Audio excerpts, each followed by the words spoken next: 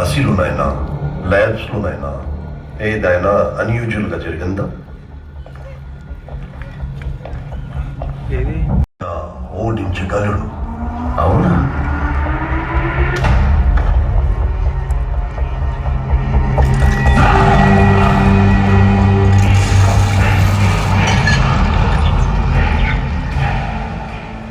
నిన్న రాత్రి నుంచి ఏ మనిషి ఏ మషీన్ ముట్టుకోలేకపోతున్నారు. ఎన్ని రోజులు ల్యాబ్లో ఉన్నావు కదా, బయట గాలి ఇలాగే ఉంటుంది. ఆక్సిజన్ మాస్క్ పెట్టుకో.